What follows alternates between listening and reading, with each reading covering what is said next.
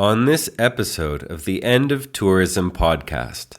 The darker, less acknowledged side of gentrification is that when we start to talk about neighborhoods as nothing's happening there, there's nobody there, who's nobody, right? Who falls into that category of nobody, right? It's poor people, unhoused people, working class people, people of color, queer people, disabled people, sex workers, right? And they're just seen as disposable, as easily displaceable. Who are the seeming new people who are coming in, right? And they're viewed as bringing all of these kind of gifts and benefits to the neighborhood, and in some ways even uplifting the poor, downtrodden inhabitants. The locals should somehow be grateful to receive gentrification. Similarly, the way that people see, you should be grateful to receive an education if you're from the lower classes or working classes. So yeah, I think there's definitely echoes and traces of that same logic of superiority, a logic of dominance, a logic of control that resonates, whether it's colonialism or social evolutionism. Welcome to the End of Tourism. Conversations on wanderlust, exile, and radical hospitality. A quick reminder that the podcast lives on a gift economy model, which means that anyone, anywhere can listen, regardless of their economic situation. Your gift ensures it stays that way, free of advertisements and members-only paywalls. It allows me to devote a great deal of time to this project, to pay for the software and hardware that makes the podcast possible, as well as all of the production and post-production labor. In order to keep the project fed, you can subscribe by making monthly, annual, or one-time offerings at chrischristu.substack.com, where you'll also have access to my writing on these and other subjects including food culture, psychedelics, media ecology, and myth. You can also support us by leaving a review for the pod on Apple or Spotify, by sharing the episodes with your friends, and by following us on social media via the handle, The End of Tourism.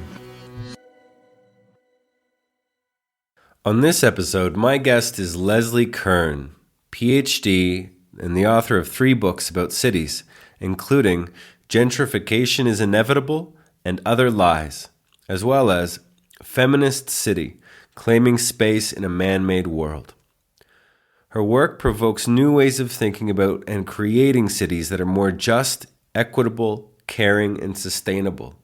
Leslie was an associate professor of geography and environment and women's and gender studies at Mount Allison University from 2009 to 2024. Today, she is a public speaker, writer, and career coach for authors and academics. Welcome, Leslie, to the End of Tourism podcast. Thank you for taking time out of your day to speak with me. To begin, I'm wondering if you'd be willing to tell us where you find yourself today and what the world looks like there for you.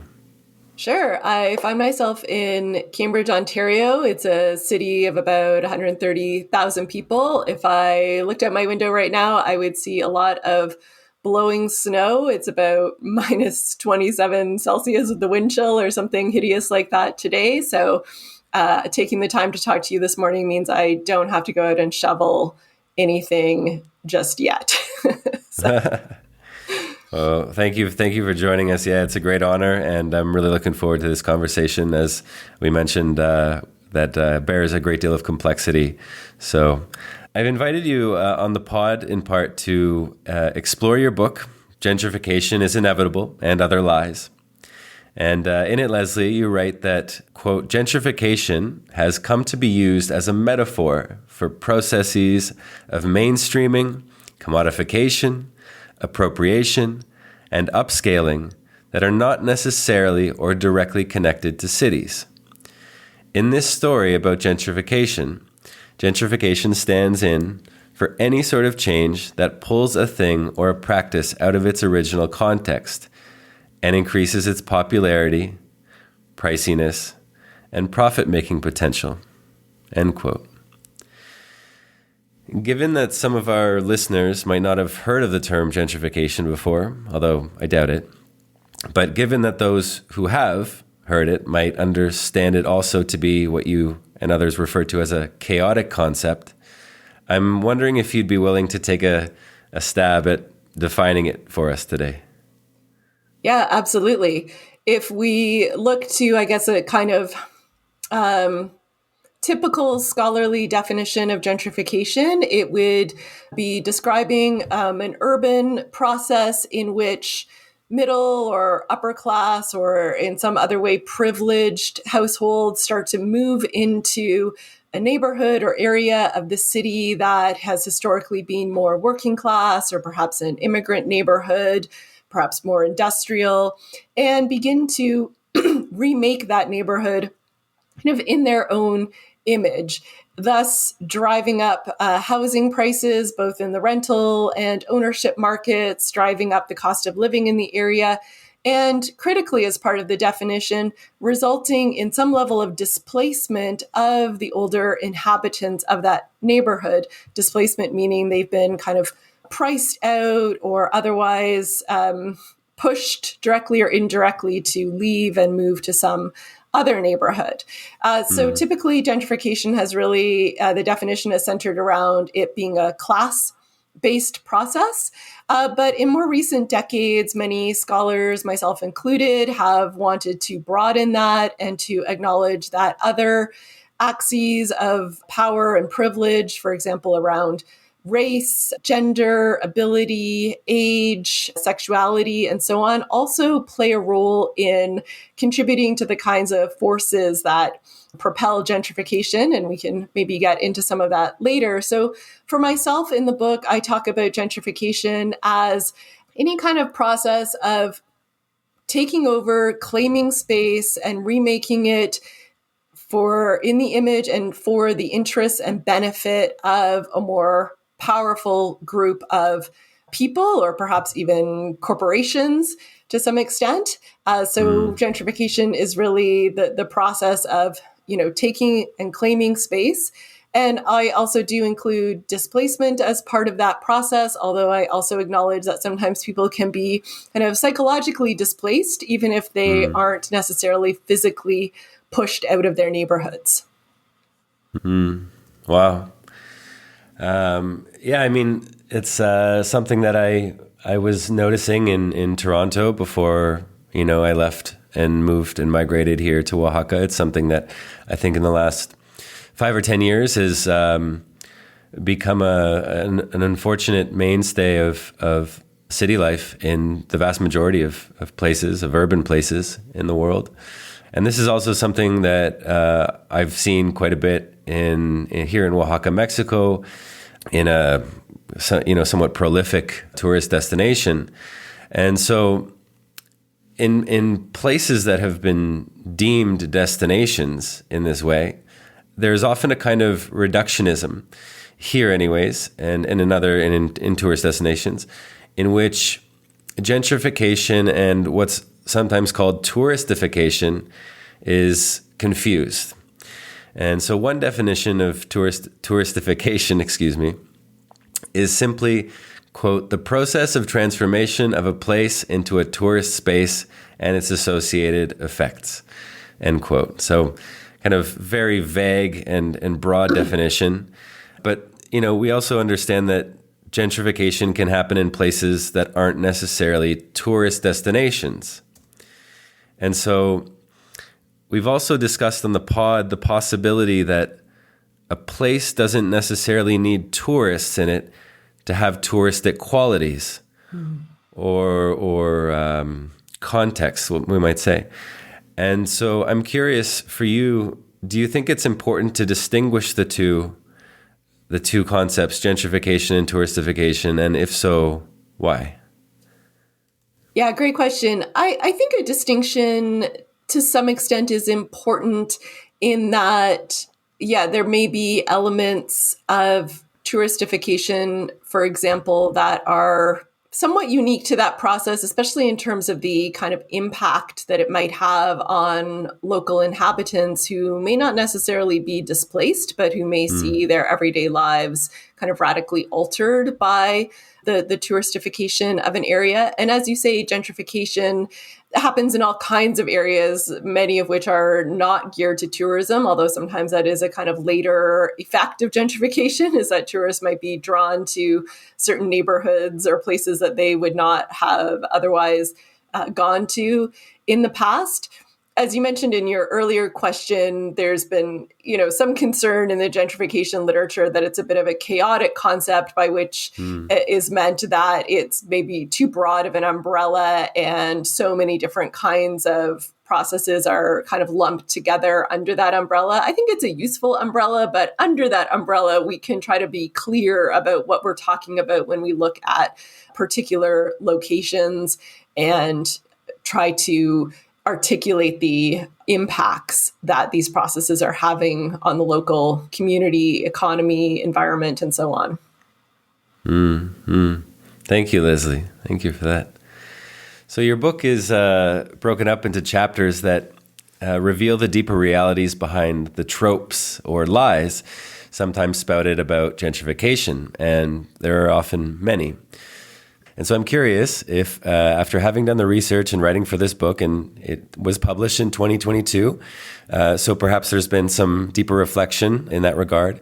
And so I'm curious what you feel might be the most important lie about gentrification that requires our attention, and why. Ooh, really putting me on the hook to pick a favorite child there. No, I'm joking.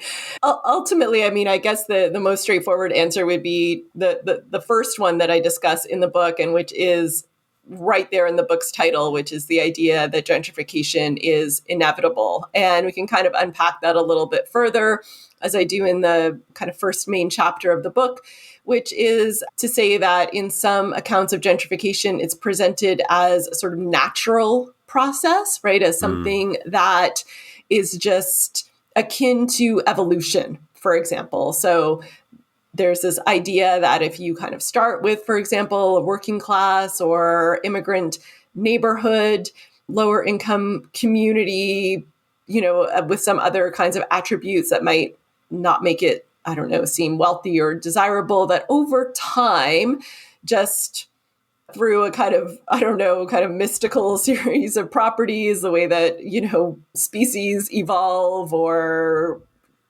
human beings develop from fetus and baby to an adult through this series of, difficult to trace impacts, like that somehow it just happens, right? And of course, the problem with that, again, is that if we think it's natural, then we don't really think there's any way to stop it, right? And also, when we describe something as natural, we often imbue it with positive qualities. Well, if it's natural, it's just meant to happen. It's just the way things are. And why would we want to stand in the way of that process? From a kind of political standpoint, it becomes very problematic because it means that there's not really a willingness, perhaps on the part of those who have some power and influence, to slow down gentrification, to pause it, to use whatever tools they might have in their kind of legislative toolbox to create some guardrails around the process happening or to try to prevent it altogether. And from a kind of community response standpoint, it can be very disempowering to believe that gentrification is inevitable, unstoppable, that once you see those first, kind of white middle-class families move into your neighborhood, boom, you're done. It's over. The clock is counting down to the time when it's not your neighborhood anymore and you'll just have to leave. So why bother to do anything about it?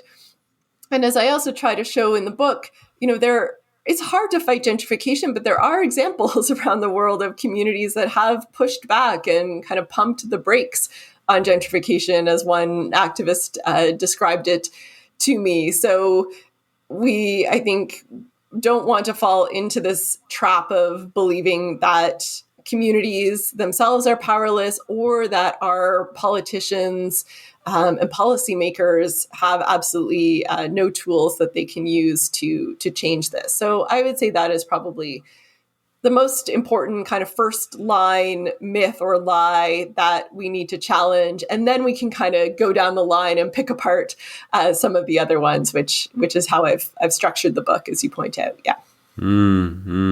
Thank you, Leslie. Yeah, that was a really jarring chapter for me. in part, this notion that not only is, quote, gentrification inevitable or natural, but that the city is, according to different philosophers and thinkers, imbued with this kind of biological life, and that it follows, as you were mentioning, certain processes that are, quote, natural as far as evolution is concerned. And immediately, this brought me back to my research on what's often referred to as 19th century social evolutionist thought. These notions of that were often created or maintained by kind of elite, wealthy white men in the 19th century, not all of whom were academics. Some of them were bankers, for example, among other things. But essentially promoting this notion that certain races or genders or types of people had evolved along the natural processes of evolution, either faster than others or got ahead in certain ways. And that, of course, this was a way for those people, not only the non-academics, but those in academia, to employ hypotheses and, quote, theories as a way of justifying colonial histories and the ongoing conquests of different people around the world. And so in that context, I'm curious if you imagine or think that gentrification, understood or described as, quote, natural in this way, is a kind of extension, a historical extension of that kind of colonial power play of the 19th century.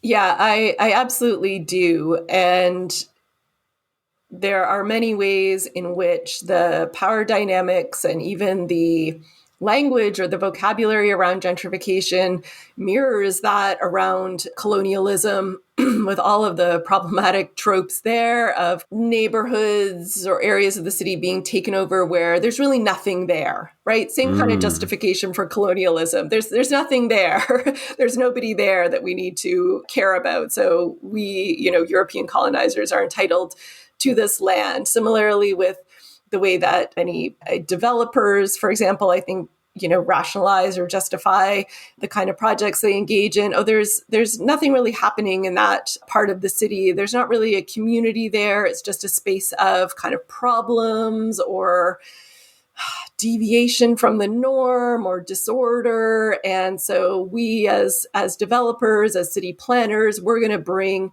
order and light and civilization, quite frankly, to these neighborhoods. So I'm sure you're hearing in this all those kind of echoes around colonialism and, this point around the kind of social evolution part of it. I think that is the kind of darker, maybe less acknowledged side of gentrification, is that when we start to talk about neighborhoods as nothing's happening there, there's nobody there. Who's nobody, right? Who falls into that category of nobody, right? It's poor people, it might be unhoused people, working class people, people of color, queer people, disabled people, sex workers, right? All people who we don't really think of as kind of counting as citizens, people who we think have a legitimate voice in the city, people who we think have a right to the city or a claim on the city.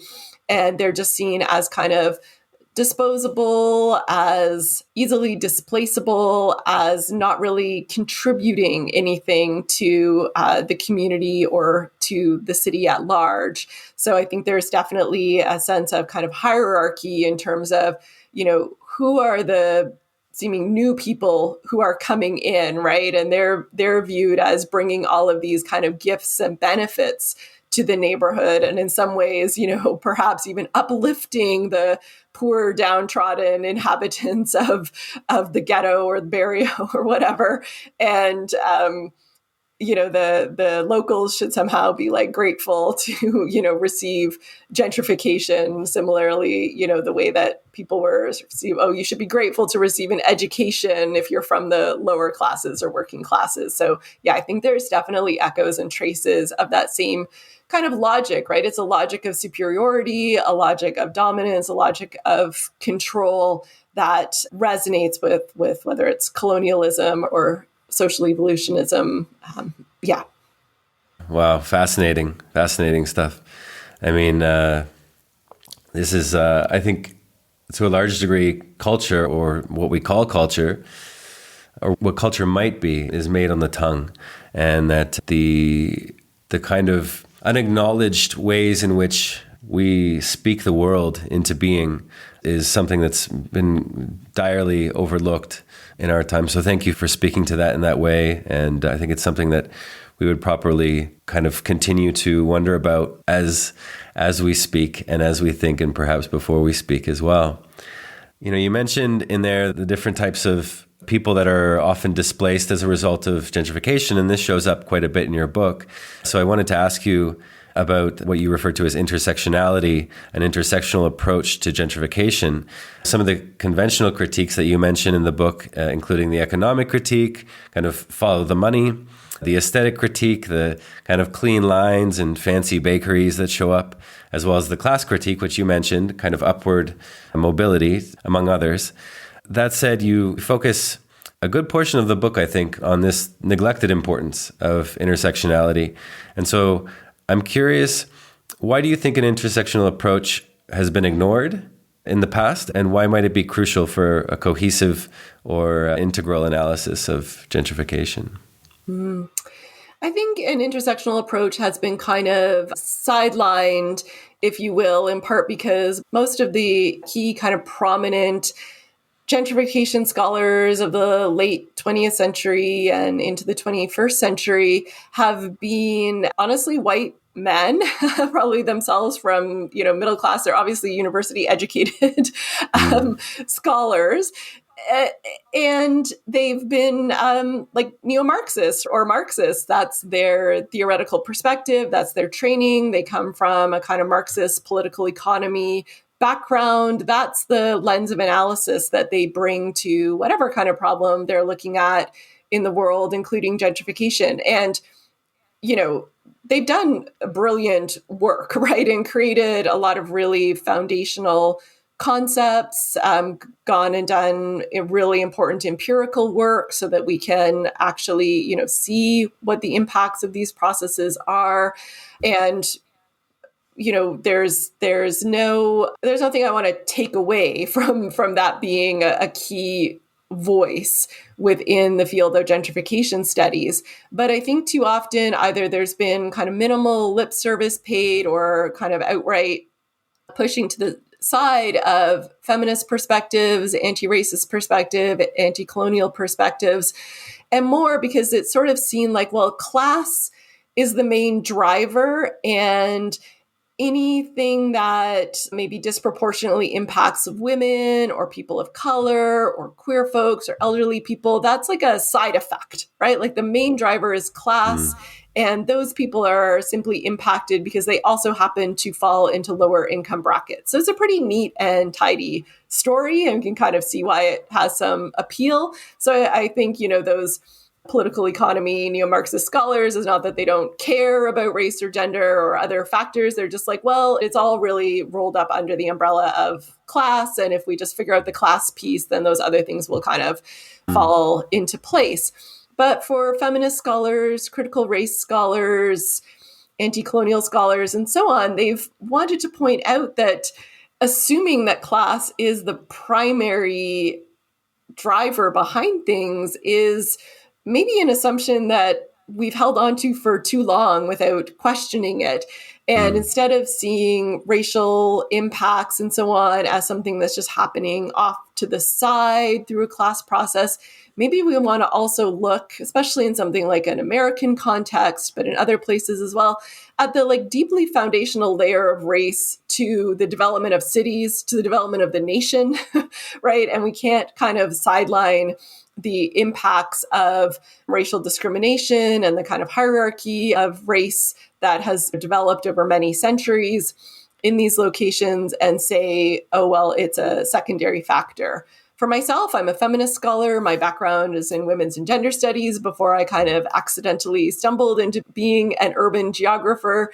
And to me, it was always kind of obvious, but I think I've had to argue this point so often that processes like gentrification, neoliberalism, urban revitalization, so it's called, doesn't just kind of impact women as a tangential side effect, but that gender inequality or assumptions about gender roles and so on are like part of what drives the process. And so I try to bring that out in the book by looking at different kinds of examples of the ways in which different sorts of communities or people are impacted to hopefully make a case for this idea that taking an intersectional perspective doesn't deny the class factor at all, but that it allows us to look at gentrification through the more nuanced lens and one that respects the fact that class is not the only and not always the most salient marker of hierarchy and status in our societies.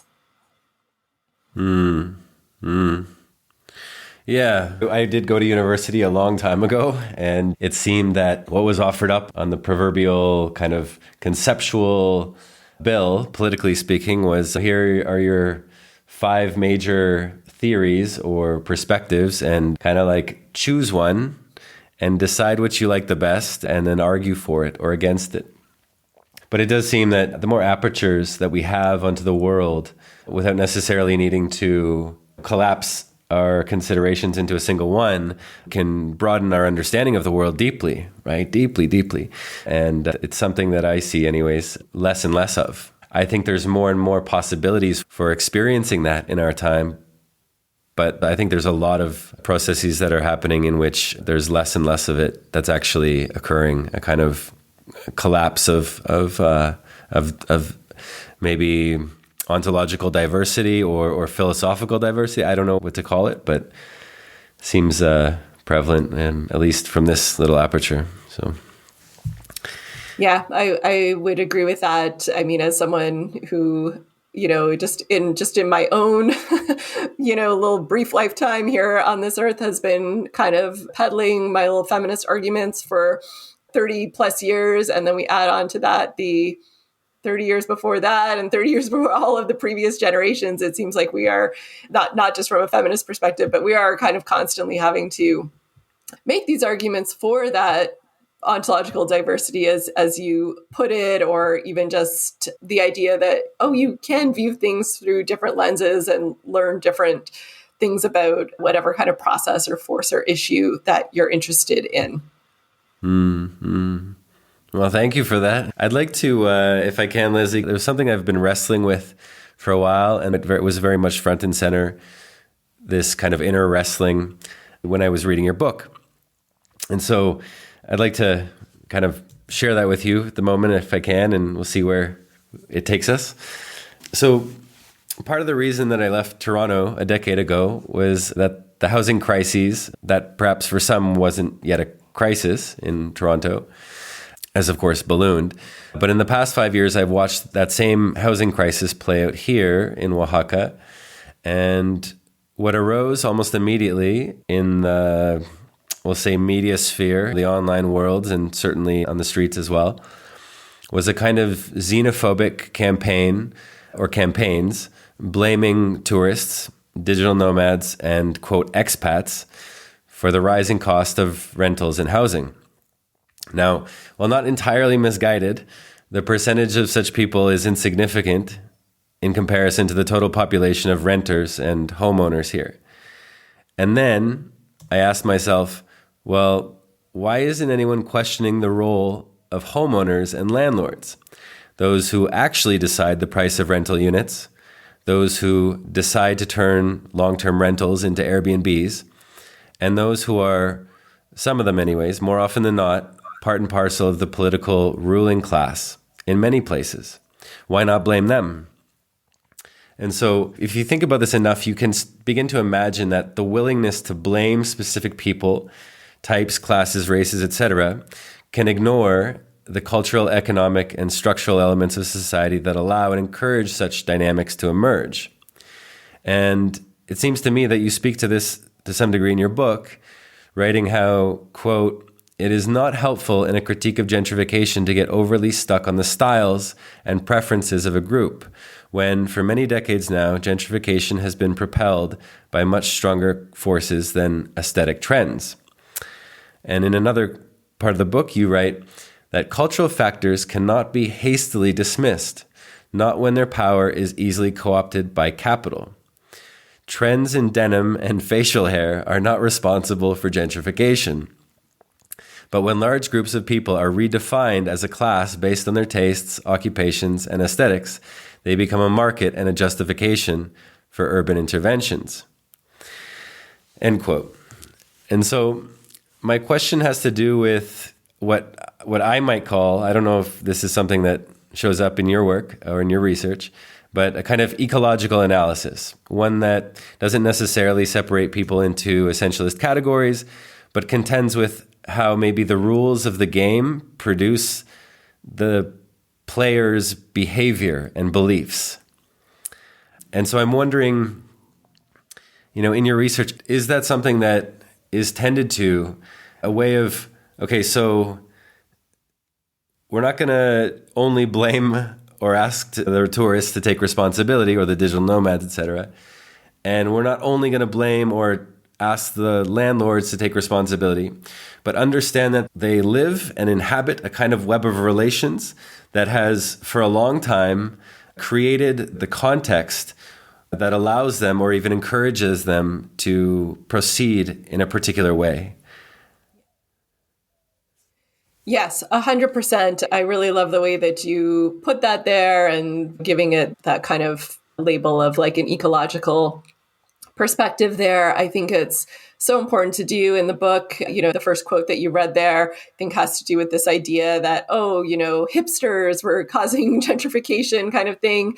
And I wanted to kind of not defend the hipster per se, but to just say, well, in a city like New York, for example, the takeover of Midtown Manhattan and the absolute sort of pricing out of regular people, from Manhattan as a whole, in many cases, is not to do with artists and yoga teachers moving into those neighborhoods. It has to do with like massive multinational corporations buying up housing, developing condos, like all of these other things that are going on. And as you say, I think it is useful to question and critique landlordism, for example, and even home ownership itself. But there's a reason why people engage in these practices. And as you say, it's because of these all sorts of other like prior sort of conditions and causes, this kind of web of possibilities that so much of the policy, the legislative world, our national context shapes for us. Like in Canada, for example, home ownership is, as you well know, sort of seen as the ultimate goal in the housing market. Renting is seen as very much a kind of transitional stage for people. And the idea is to eventually, sooner rather than later, own your own home.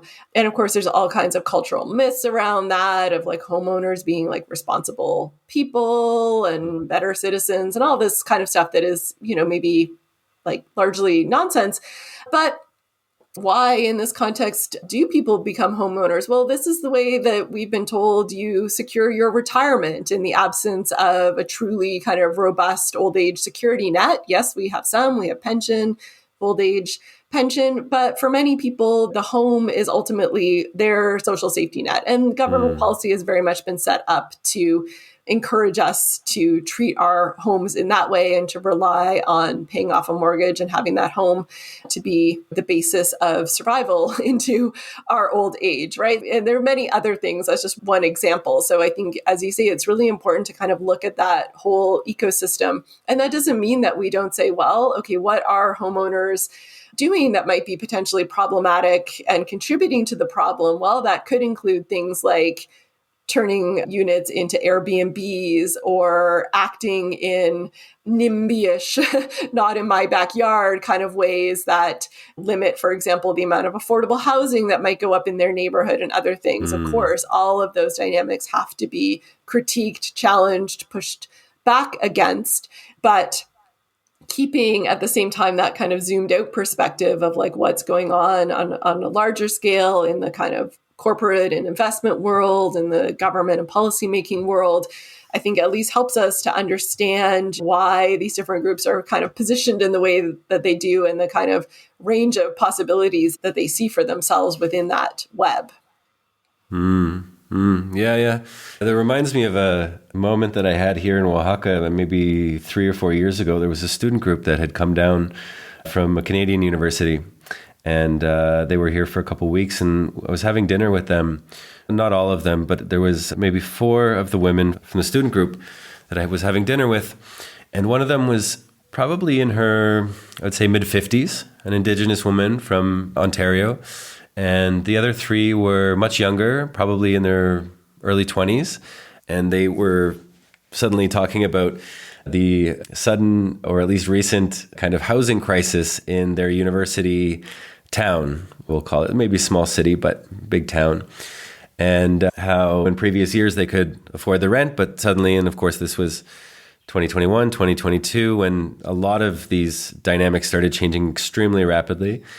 And I was kind of moderating the conversation at first, and then it turned out she wasn't so quick to out herself as a landlord, but the Indigenous woman, the 55-year-old, kind of alluded to it and then said, well, you know, for a lot of people, it's a pension plan. It's my retirement plan, essentially. And it was this really interesting dynamic about how these 4 women who had come to this place and were in the same program, studying the same thing, that one of them had to, perhaps unbeknownst to her, undermine the economic life and possibilities of those younger women by virtue of requiring a retirement plan, right? And I think at least in Canada, in countries that are very much still welfare states, that it speaks to the incredible degree in which the care that's offered, especially to the elderly, is almost entirely top down. There's so little, if any, community care. And, you know, of course, this is a very kind of small example, a very kind of minute example, I think maybe a common one. But of course, you also have other examples of, as you mentioned before, corporations. Is it BlackRock, this massive mutual fund that I know in Europe, in places like Barcelona and the major cities there, end up buying entire apartment buildings or blocks even, and evicting the residents and then setting up Airbnb buildings, essentially. So, I mean, there's this incredible kind of degree of difference and diversity in terms of how, as you mentioned, landlordism and rent is affecting people. But I just wanted to mention that it was a really kind of interesting moment for me to see this dynamic and the young women kind of complaining about, you know, I guess the future, the present and the future of their economic lives. And then this older woman also not necessarily complaining, but very much concerned about her ability to live as well economically and to thrive economically into her older age. Yeah, and there's these kind of ironic situations popping up all over the place where, so for example, someone might have a public pension, and as you point out, many public pensions are deeply invested in real estate income trusts. This is like a huge piece, for example, in Ontario, of Ontario public workers' pensions, but around the world as well. And I don't have the details, but a story that was in the news several years ago about a man somewhere in Europe who was being evicted from his apartment because that one of these real estate investment corporations was taking it over and was going to redevelop it in some way, but his public pension was invested in that very same company, right? So we're kind of like, many people are kind of caught in these loops where it's like, we would very much like to not be like displacing ourselves or our neighbors or our community members, but we don't necessarily have control over how our pension funds are invested, right? Like you might have a choice like, oh, I'd like to divest from fossil fuels, for example, or from tobacco or military like arms deals. Like sometimes you can opt out of those things in your pension funds, but there's not really a way to like opt out of real estate investment. It's such a huge part of those things now. So I think that's an area there's increasing kind of research and critical perspectives on that in gentrification scholarship and so on that I think is really important to look at because it's also very hidden, right? This is another aspect, I think, of contemporary kind of gentrification, touristification even, is that there's no face to it. There's no face to this process. And maybe that's why it's tempting to take, as you put it a minute ago, that kind of like xenophobic perspective or to blame expats in the case of Oaxaca and touristification, or in cities to be like, oh, it's these urban hipsters, maybe these like trust fund kids or whatever label people might want to put on someone, because there's a face, right? There you can look and be like, that's the problem. But the reality is there is no face, right? There's no individual or even group of individuals that's easy to identify. And people doing research into some of this pension fund stuff that I'm talking about, they hit very opaque walls, even of just trying to get the information about how these companies work, the kinds of decisions they make, what their rubrics are around what they call socially responsible investing. So it's very deliberately mystified and hidden from us. And I think that is part of the challenge now, is like, how do you fight this monster that you can't see, that you can barely name? So yeah, that is, I think, one of the kind of frightening things, if you will, about whether we call it gentrification or we think about it in this broader sense of the housing crisis. Who's the face of that, the cause of that crisis? Very hard to say in many cases. Wow. Yeah, I know that these mutual fund companies that end up buying, whole city blocks or buildings, apartment buildings, and then tending to rent evictions or whatever they might use in order to get people out.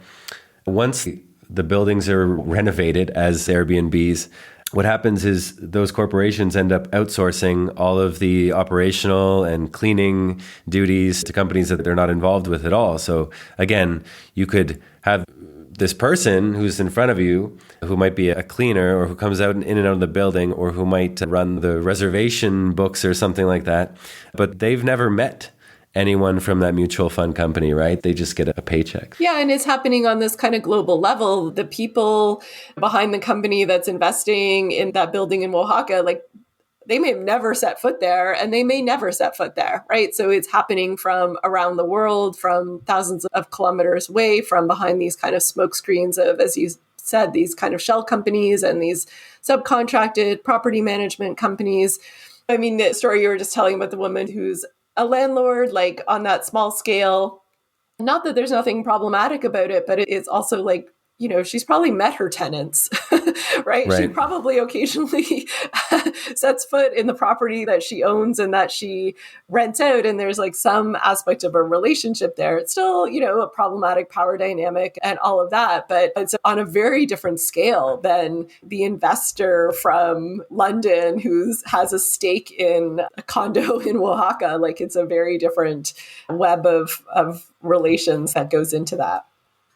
Yeah. And even if someone like that, and I've had many, many landlords over the years, and I've been blessed to have a number of them who are really incredible people and really incredible in terms of showing up when they're needed in that regard.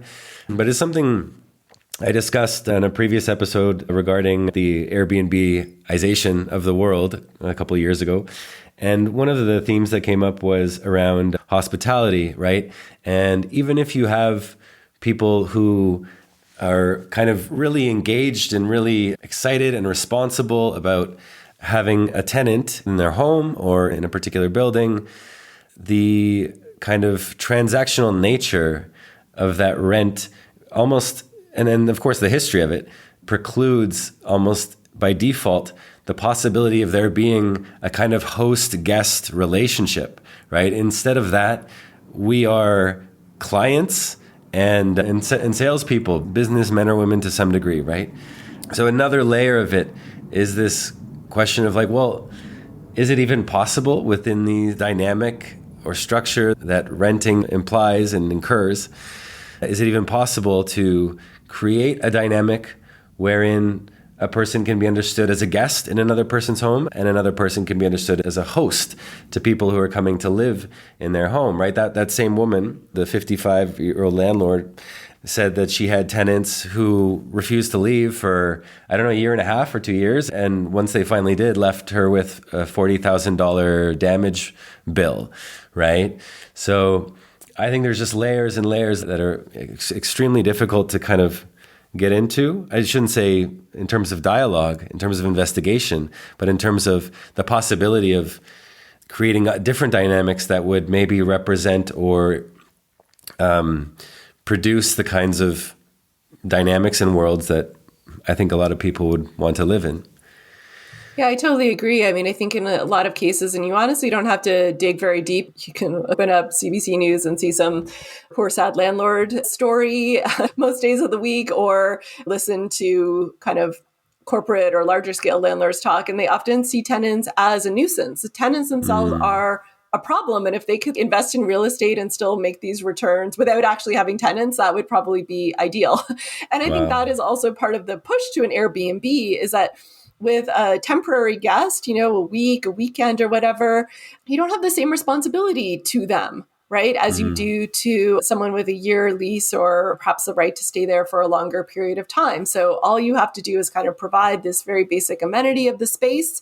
You can even impose all these rules on them that you maybe otherwise wouldn't be able to do if it was a longer term rental. The people who check in have many fewer rights than actual tenants do. And so in some ways, it makes that relationship even more transactional and even more hands-off in many cases. And of course, there's the quicker profit motive is really the main driving force behind that. But I think there's also this piece of it where it's like, well, how can I maximize the profit potential of this space with as little actually dealing with other human beings and their needs as human beings as possible? And yeah, I think that is really, again, from my kind of feminist perspective, that is also interested in thinking about how do we create systems of care in our cities, and what does care mean, and what are our responsibilities to one another, that when we look at something like Airbnbification and the touristification and gentrification more generally, those things in many cases kind of act against the possibility of creating more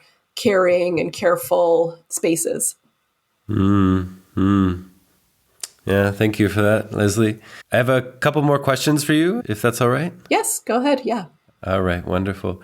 So this next question maybe requires a bit of imagination, which I think you have a good amount of, and it has to do with rent. And so one of the lies that you highlight in your book is the belief that gentrification is natural and henceforth inevitable. And of course, as we've been discussing, nothing is natural nor inevitable, and you make an excellent case for that throughout the book. And I feel that there is an equally, yet perhaps more subtle incarnation of this myth, of this inevitability in regards to rent. That we, as urban people or modern people who grow up in contemporary societies, often reinforce and even naturalize a kind of rent slavery that most people rarely see their lives as indentured to their landlords. And so when we talk about gentrification, does this show up at all? Should it? This notion that, well, if we can come to gentrification and understand that it's in fact not natural and it's not inevitable, can we do the same thing for rent? Because maybe I haven't read much of the research, but it doesn't seem to be something that people are so quick to aim their arrows at, we'll say. Yeah, I love that question. And I think, you're right that there hasn't been enough conversation about that. There has not been nearly enough attempts to kind of denaturalize this. And B, that perspective is emerging and growing. If I could recommend a book called The Tenant Class by Ricardo Tranjan, it's also a Toronto-based author. And he does an amazing job in this very short book of basically laying out the case against landlordism and totally, as you say, kind of denaturalizing and pushing back on this idea that it's inevitable that there are a class of people that own property and a class of people that rent property, and that this is not inherently a deeply problematic relation. This idea that it's not in some way akin to some kind of indentureship. And he really asks us to look deeply again at this idea that if you're a landlord, well, I have a mortgage to pay. So it's somehow natural that this other person will pay my mortgage for me, right? Which when you start to think about it, like it's really messed up in a way. And kind of once you see it, you can't unsee it. I think looking more closely at some of these ideas, these kind of statements that come out. And again, you can see it in news articles, these kind of horror stories, and not to diminish, I'm sure, what are very real, like economic and psychological impacts of the so-called kind of nightmare tenant and all of those kinds of things. But you'll hear those kinds of statements, I have a mortgage to pay. Well, why is this other person paying your mortgage? And then we could probably take a step back and be like, why do we have mortgages to pay? But that's maybe another conversation. But yeah, so I definitely recommend that book, The Tenant Class, as a really quick, easy to read and kind of unforgettable primer on this question. And I really appreciate you asking it. And I hope your listeners will be like, oh yeah, gotta dig into that a bit more too. Yeah. I mean, in part because as prices have risen in most Western countries in the last 4 or 5 years, there's, of course, protest and backlash among people. And all this bakery raised their prices, or my rent's going up, and all these things. But specifically in terms of products and services, people complain or they just accept the fact that prices have risen to a degree that's pricing a lot of people out of their lives, really. But, in the conversations I've had with people and in the literature that I've read, there's no consideration, I think, that the businesses who are raising their prices have had their rents raised, right? That so much of a business's costs include rent, right? And that very few businesses actually own the building that they're working out of. Yeah, commercial rent is a whole other story because, the protections on residential rent are not what they could be in most places around the world, but there's no protections on commercial rent, like no limitations there. Wow. So it's entirely possible that local bakery, their rent could go up by it could double. It could go up from $20,000 a year to $60,000 a year. There's no restrictions on that. There's nowhere to appeal that. There's nothing. So they are, in some ways, even those small businesses, especially independent businesses and so on, are very at risk of this. And there's a whole branch of kind of retail gentrification studies as well that kind of looks at the impacts on the local economic landscape of things like this as well. Yeah. Wow. Thank you for unveiling that for us. I mean, so much. So my last question, Leslie, has to do with what is mentioned in your book, what you refer to as the right to stay put. And so the right to stay put is a common rallying cry in response to the dangers of displacement. Drawing inspiration from the broader notion of the right to the city, and these are your words, the right to stay put insists that communities are entitled to remain in the places they have contributed to. Furthermore, the right to dwell extends beyond simply having a home in an area, encompassing the right to continue using commercial, community, and public spaces and institutions, as well as the dignity of defending such rights. Importantly, it recognizes that agency is a critical factor. People do not want to be forced to move, nor do they want to be forced to stay in place. Rather, people value choice, the ability to participate in decisions that affect their communities, and the right to resist when they need to. And so I'm curious what you think it would take for people, say in urban environments, to achieve or enshrine the right to stay put or the right to dwell in their places.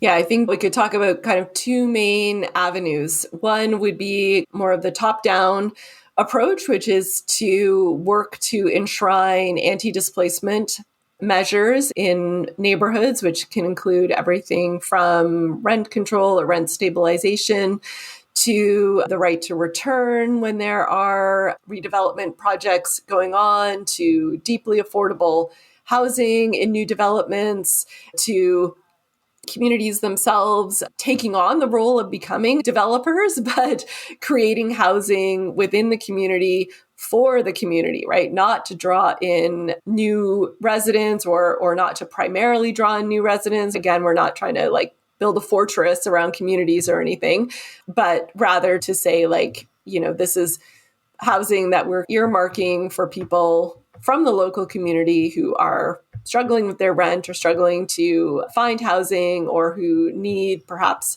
entry-level home ownership opportunities, and to kind of provide that. So there's the kind of top-down approach, really pushing our local governments to have things like community benefit ordinances when new developments are happening that force developers to actually pay attention to what the community needs and to provide those benefits and such. And then from the kind of ground up or more grassroots piece, the right to stay put is the willingness, the ability to organize and come together in some of the places that I mentioned throughout the book. It really is community level organization where people have really rallied to make it deeply difficult for planners or developers to kind of roll in and roll out their vision without any pushbacks, to the extent that their neighborhoods become less of a target for gentrification, because it's like, oh yeah, we want to build something there. Oh, that's going to be a real pain in the butt, right? The community is not going to let us get away with what we want to do.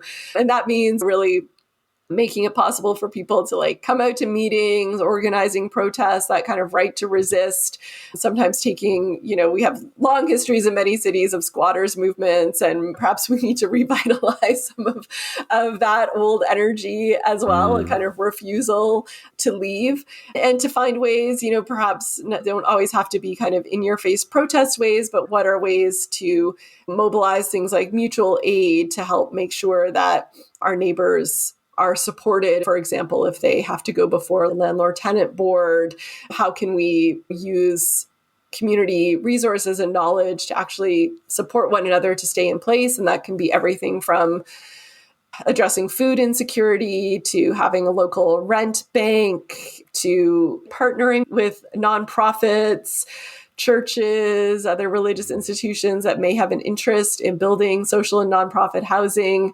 to create some of those options. So I think it's about looking at the kind of wide range of alternative forms of housing and housing provision, looking at mobilizing community resources, and also tackling the local policy agenda to make staying put as possible, or to enshrine it as a right at a kind of higher level as well. Yeah, you go into great detail about this in the book, and I'm very grateful for that. And the right to stay put kind of the text jumped out of the page at me, because living here in Oaxaca, I came to know about this declaration that was created in 2009 by people in a number of communities here in the Mixteca region of Oaxaca, who were meeting with their migrant kin who had gone to work in California, and the people who had stayed in the community. And the declaration is literally translated as the right to not migrate. The way it was translated in English by the author of the book of the same name was the right to stay home. And so while there's a lot of differences between these contexts in terms of rural indigenous communities here in Mexico and modern urban communities in the global north, there is this sense, this kind of perhaps shared context, wherein the ability to stay in a place in order so that community can be conjured and maintained and, of course, enjoyed and lived in, seems to thread its way through these different social movements from the global north into the quote global south. So really grateful to see that and to know that there's similar understandings, of course not the same, but similar understandings that are even somewhat unorthodox and unexpected, given the political context that sometimes challenge them or preclude something like that from coming up. On behalf of our listeners, I'd like to thank you for your willingness to join me and to speak to these often complex issues. And on behalf of them, I'd also like to ask you how they might find out more about your work and your books, Gentrification is Inevitable and Other Lies, Feminist City, Claiming Space in a Man-Made World, and finally, Higher Expectations, How to Survive Academia, Make It Better for Others, and Transform the University. Yeah, thank you so much for this conversation. People can find out about me and my work at my website, which is just lesliekern.ca. If you just Google my name, it will come up easily enough.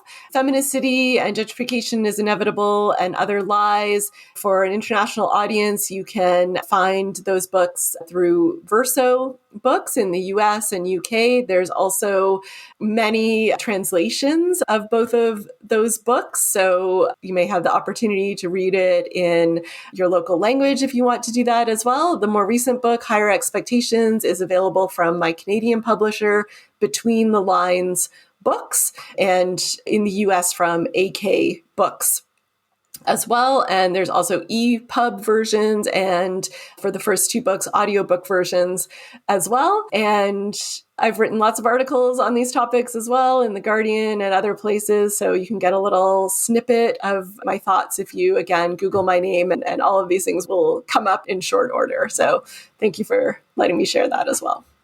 Yeah, of course. I'll make sure that the links to all those pages that you mentioned are available on the End of Tourism website and the Substack when the episode launches.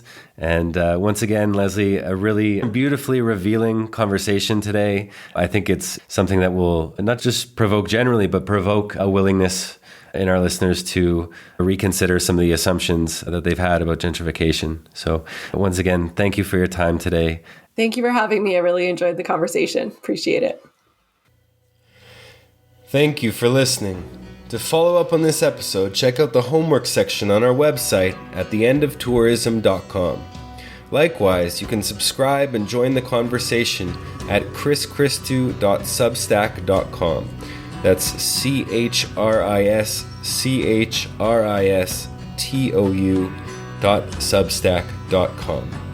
The pod embraces a gift economy model, and by signing up, spreading the word, and supporting us financially, we can ensure that this work continues in a good way. Until next time, farewell, friends.